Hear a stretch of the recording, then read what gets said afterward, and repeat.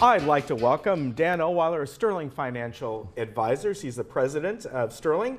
And today, Dan, we're going to talk about By the way, I feel out of place with all the Christmas stuff. You know what? Next time. I should have worn my ugly Christmas sweater. Yes. You know, they have those contests. Yes.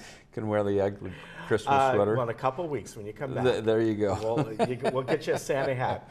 Welcome, sir. Good to see you. How you been? And I like this subject because we're talking about tax brackets. We're going to bring up a chart, and the chart's title is Tax Brackets for 2019. Right. So what that really means is people would be affected by these brackets when they do their taxes a year or so from now. Well, they're going to be affected this year as well. Well, that's true because so much is taken out. I'm just showing you the updated version. I think it's come on the screen. I can. This is for 2019, and I'm showing you what it was for 2018. There. Yeah, so if you could go over this exactly what this means, especially when like I see the first bracket 10% zero income, but 20. Well, from 0 to 95. 25. Okay. Okay. You don't pay any taxes. Okay. I see Zero what you're bracket. saying. Okay. Okay. So you're 10% up to that point right now. Okay. Then you get into the 12% bracket from anything over that 95, 25 this year. Okay. Okay. You'd be taxed at a 12% bracket. Okay, I see what you're saying. Yeah. So it's going from 95.26 up to 9,700. So there's a little bit more buffer. Yeah. So the IRS has basically said because of inflation, we're going to index these brackets. Right. And it's about a 2% increase. Okay. And so these brackets are going to affect you this year. The ones that are under 2018. Okay. So our brackets are going to be adjusted this year under the new tax law that passed in 2017. Right. Okay. Yes. So this is the year that we're probably going to see some, because we live in California and we have high state taxes and high property taxes. We have that limitation of $10,000 that we were able to write off. For the property taxes. For property tax and state income tax. Okay. Okay, so you have a limitation of $10,000 under the new tax law. That's going to affect probably most of us, okay, because when you make lots of money like you're going to have a lot of, you have that state deduction that you could write off. Where that's been limited now to $10,000. Okay.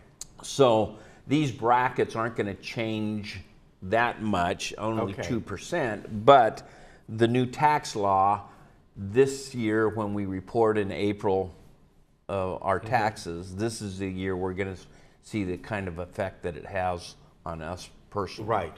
Okay. Let me ask you something. When you go across there, for heads of household, explain that, because you have married individuals, and is that something that you're married but only one spouse is working? Well, you could have heads of household like a single mother that has a couple of kids. Okay, they're a household, but I see. Okay, they're a head of household, or they're filing separately or something like that. Okay, so generally that will come under divorced parents or something like that, where they're filing for their household, but. Anyway, the thing that down at the bottom where it says the standard deduction, it used to be that we used to have exemptions. Right. $6,000 exemption or something. Now they're giving us the standard deduction. This year it's $12,000 for single, $24,000 for married. Okay. That's going to be indexed for inflation now, 24,400 for singles, or marrieds, and 12,002 for singles. Okay. So that does give us a little bit more deduction off of our taxes as well, as opposed to we're trading some of our deductions for state and things like that. So how we turn out as an individual or our own situation, we're going to find out come April. Yeah, that's true. It seems like a lot of the wealthy take advantages of it. The people that don't make a lot of money get advantage. Us here in the middle, sometimes it gets pinched a little bit. Right. What is something that excuse me, people can do, and I know you can help out with this, to sort of look at their tax situation a year from now and with their investments? I know there's different things that maybe people can do, or well, there's always tax planning strategies that you can look at to try to lower your taxes. Sometimes you can pay your property taxes in advance. You know, there's two deadlines to pay your property. One is in November and the other is in April. You could pay the April payment in November, so you've got that tax deduction for this year. Okay. Selling stocks or bonds or mutual funds, you kind of have to do some tax planning strategies with that. With the roller coaster that's happened with the market this year, there's opportunities that say, okay, I can offset some gains with some losses. Okay.